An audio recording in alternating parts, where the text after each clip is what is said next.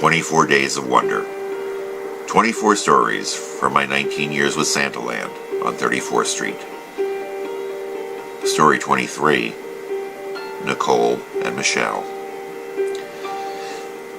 The last shift on my first year in the most wonderful job I'd ever had occurred on the evening of December 23rd, 1991. I had come in that afternoon determined to savor every single visit because I had no idea where the following year was going to lead me in my life. And furthermore, management had not really given me any indication regarding their satisfaction or dissatisfaction with me. So I had no idea if I would even be invited back the following year. It was definitely the busiest night I had worked that season. As one family visited, the next family would be standing in the doorway of the house waiting, and another would be stacked right behind them. I was working with Sparkle, my favorite elf that season. We had worked together at least part of almost every night that month. We always had a lot of fun, and we had developed a good system for the visits. We were seeing well over 100 visitors an hour that night, and most of the adults carried multiple shopping bags. But at that point, the store still had one of the best toy departments in the city, and combining that with Santaland made it the perfect last-minute Christmas experience for the kids. It was also possible to pay for gifts in the toy department, but pick them up fully wrapped at the gift wrap desks, so that children would never see that you were carrying any toys. Close to the end of the evening, a mother came in with two young girls. The girls were about 3 and 5 years of age. They were warmly dressed, but not well dressed. The younger girl was obviously wearing her sister's hand-me-downs. As I was getting them settled on either knee, I heard the mother asking Sparkle if the girls would get a toy from Santa. Sparkle pointed out the cardboard reindeer antlers hat that we had as a giveaway that year. "That's not a toy," the woman said. I noted the attitude, but focused my attention on the girls. The older one did all the talking. Her name was Nicole, and she told me her sister was Michelle. Nicole never looked at me in the eye as she talked, and Michelle stared down at her hands the entire time. I asked them what they wanted for Christmas. "Santa," Nicole replied, "can we please get a Barbie? You can just bring us one. Me and her can share. Can you just bring us a Barbie for Christmas, please?" The mother jumped in before I could reply. "Now you know Santa don't come to our house for Christmas. You know he ain't gonna bring you nothing. He ain't never brought you nothing and he never will. And he sure ain't gonna get you no Barbies."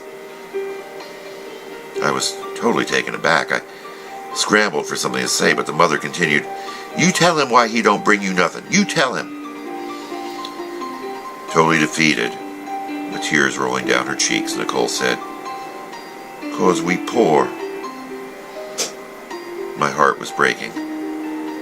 At that moment, I would have given anything in the world to actually be Santa and to give them the merriest Christmas.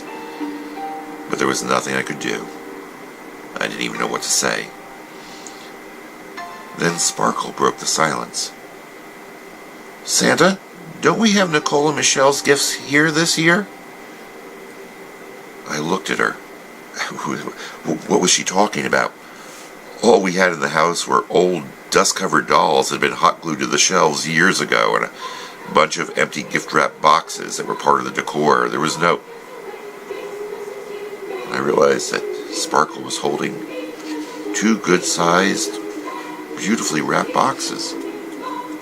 I also saw a smile creased between her tears. I had no idea what was happening, but I trusted Sparkle, so I took the gifts from her and handed them to Nicole and Michelle. Their faces immediately lit up. "Thank you, Santa," said Nicole. "Thank you, Santa," echoed Michelle. It was the first words she had spoken. "Mama, can we open them?" asked Nicole. The mother stood there dumbfounded, but her face had softened. She silently nodded her head. The gift wrapping paper flew off those 2 packages. Identical presents. 2 1991 holiday Barbies.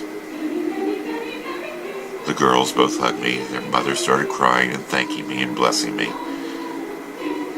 I was totally bewildered. I looked at Sparkle, but she was in the corner of the house with her back to me, her shoulders heaving up and down, and she sobbed aloud.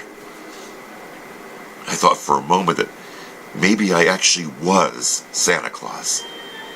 This was the most miraculous thing that I had ever been a part of. Well, after many more hugs and Merry Christmases, the children and their mother left the house. I wanted an explanation from Sparkle, but there was just no time to ask. The next family, a beautiful mother and her two equally beautiful young daughters, had been waiting in the doorway this entire time. As I turned to greet them, I noticed their special outfits for the picture with Santa. All three of them wore plaid skirts and velvet vests and silk blouses with bows at the neck. I also noticed that in the mother's hands were two empty shopping bags from the toy department. Upon hearing the visit with Nicole and Michelle, she had passed her daughter's gifts to Sparkle. She had made the magic of Christmas real for all of us that night with that beautiful gesture. It was the best Christmas present I would ever get. I had a really nice visit with her and her daughters. As they left the house, she told the girls that they had to go back to the toy department. She had forgotten to get something. She turned to me and said, "Merry Christmas, Santa." Yes, it was a very Merry Christmas.